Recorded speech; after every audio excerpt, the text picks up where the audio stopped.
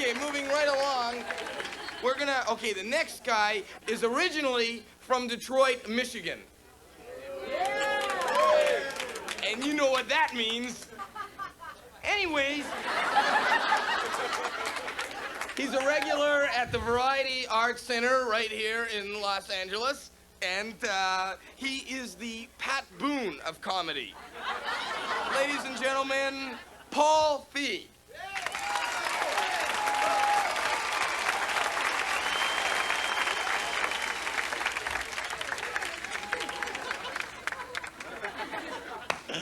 Oh, boy, am I mad at Supercuts.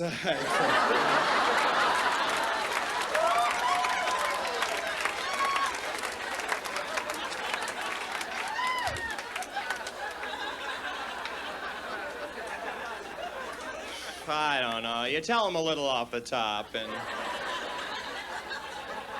Now I'm at end table. I don't know. Excuse me if I seem to have an attitude, but I'm really upset. I was pulled over by the cops on the way over. They gave me the drunk test, and it was blatant harassment because the guy, he goes, "All right, pal, how many fingers am I holding up here? 2? All right, how many marbles are in this jar?"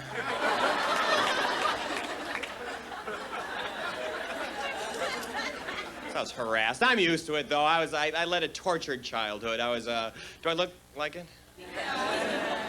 Thanks. So quick to answer next time. No, but it's true, because I was kind of a wild kid, kind of out of control. And my mom had this horrible Gestapo method of keeping me in line. And see if this sounds familiar to you. Santa on the telephone. Does this sound familiar? I don't know where she got it, but it's like you're bored, you're terrorizing the house, romper room's over, you're going wild. All of a sudden, Mom goes over to the phone and picks it up and goes, "Hello, Santa?"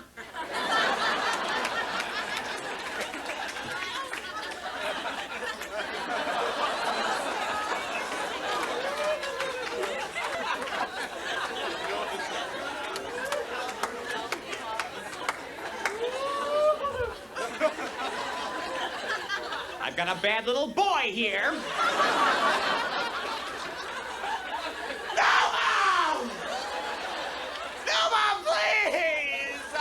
I'll be good.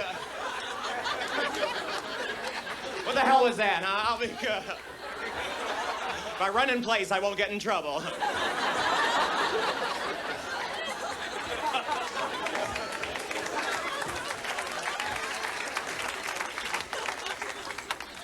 But then one day came, and it was a wonderful day, too.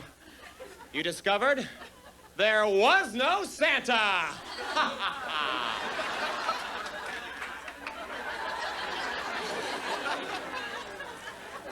Nihilism reigns in the house. Use the cat as a football. Steal Dad's car. Let's invite some women over and we're only 5 years old.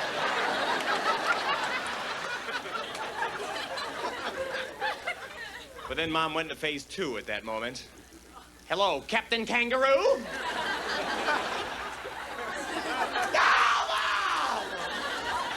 Good.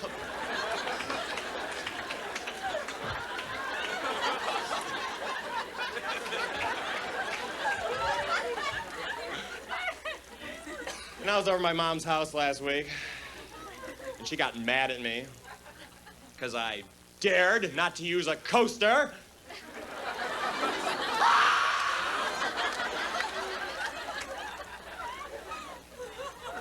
She walked over to the phone and picked it up.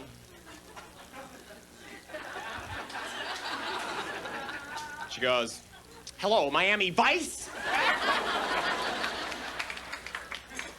Oh, come on, Ma, you know, I mean, I'm a grown adult, I'm an actor, you can't threaten me with fictional TV characters, I don't base my life on what other people think of me. Mother, I'm a grown adult, leave me alone. And I walked away, and I felt good. Made my stand. My mom walked over to the phone and picked it up. She goes, "Hello, Mr. Spielberg?"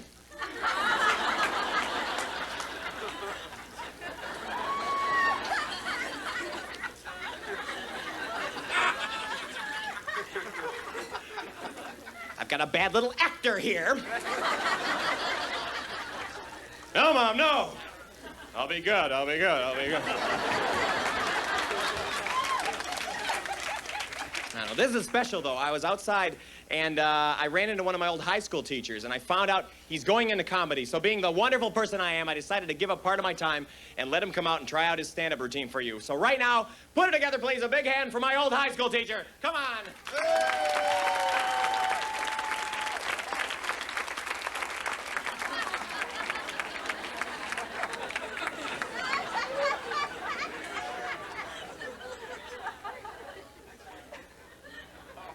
Hey, thanks. You're beautiful.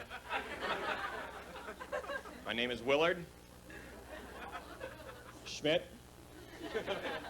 I'm a woodshop teacher.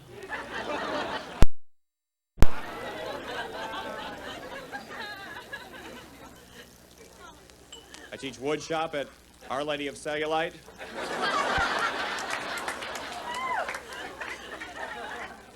In North Hollywood.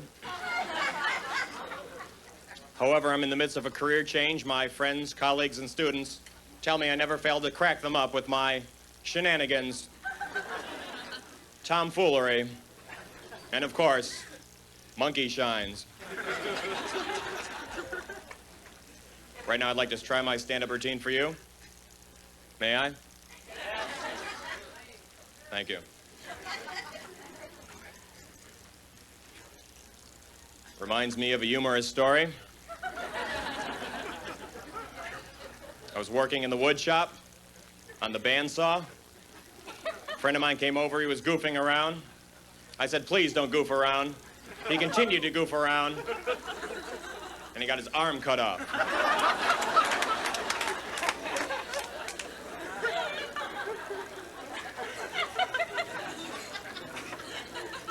How many wood shop attendants does it take?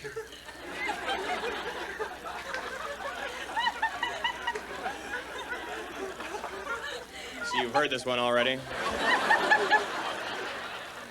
How many wood shop attendants does it take to change the blade on a circular tabletop saw? How many?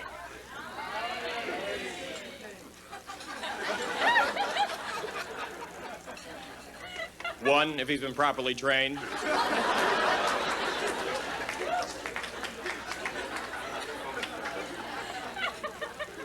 Here's the punchline. Two, if they didn't listen in class.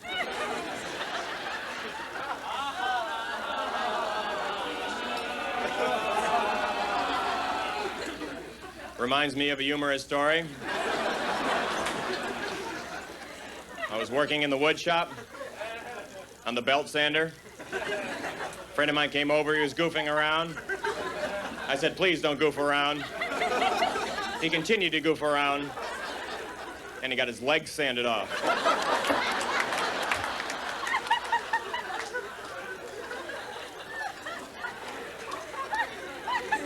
Knock, knock. Tool. Toolbox.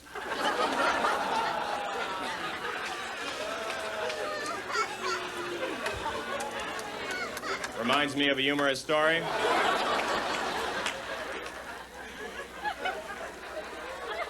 I was working in the wood shop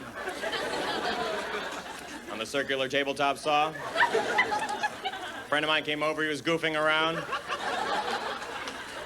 I said, please don't goof around. He continued to goof around. I hollered, hey, bub. Don't goof around. And he punched me out. Then he got his head cut off. You're beautiful. Thank you very much.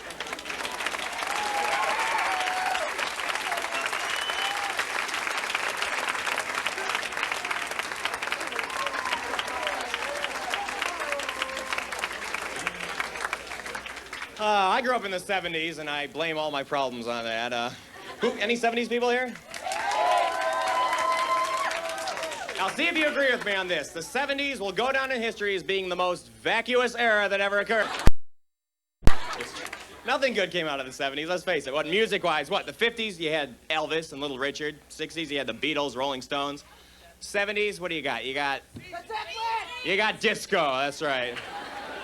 You got the Hughes Corporation. You got hit songs like Seasons in the Sun.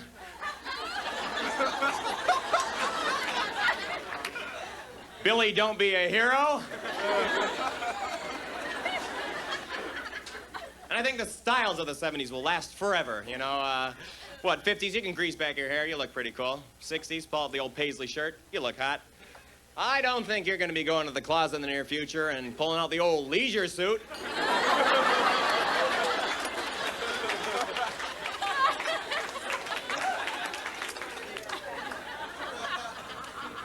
Strapping on those old black and green platform shoes. Throwing on your puka shells.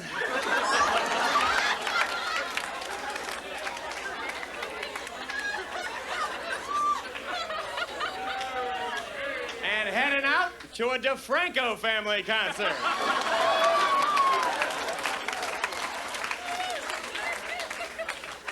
Heartbeat, it's a love beat, for God's sakes. But we had the TV shows. We had the Brady Bunch.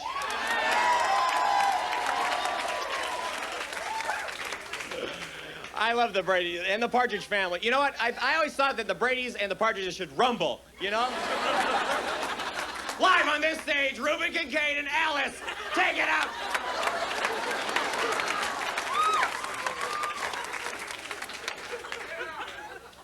Yeah. But my mom would watch TV. She would watch the Brady Bunch and try to get an idea what a real American family was like, you know? And it was terrible because you couldn't keep up with the kids on the Bradys because they learned when they made a mistake, you know? It was like, you're right, Mom, I shouldn't have done that to Tiger. I'm sorry. Forget it, you know? But this line typifies the Brady Bunch, just sums it up for me in one hit. Greg was mad at his mom, and he comes up to her and he goes, Mom, well, it's Bobby. He's just such a stinker. Greg!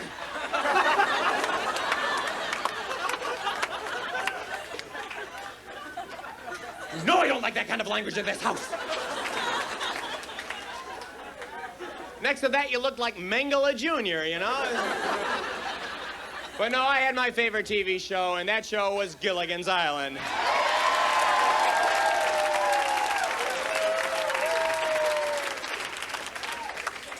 And I had my favorite character on that show, and no, it was not Gilligan.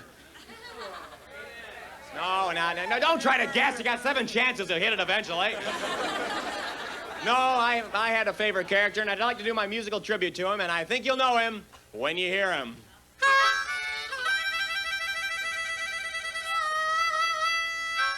Oh, yeah.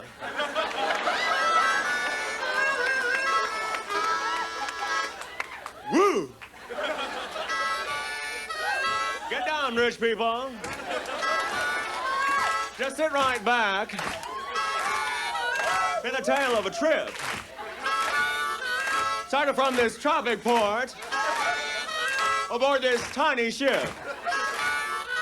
Well, now I'm marooned. Ugh. And you may ask as a viewer, why to bring so much luggage on a 3-hour tour?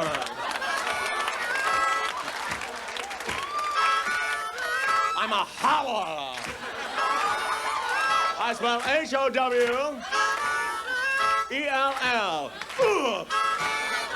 That spells Thurston Howell. Now, the skipper's quite fat. And Gilligan's a stoop. When you hit Skipper in the stomach, the skipper goes, doop. And that Ginger Grant, she's just desperate for loving. Marianne can bake a pie without flour or an oven. Oh.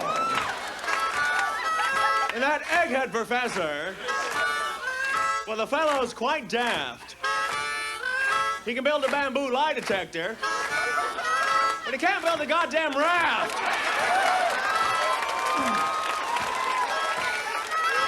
Boy! Why don't I help out? I'm a howler. Now, I don't mind being marooned. I consider it a long vacation. Because now I'm making millions of dollars in daytime syndication. I live a life of leisure, just like Lovey and I always planned. So don't you dare try to rescue us and take us from Gilligan's Island.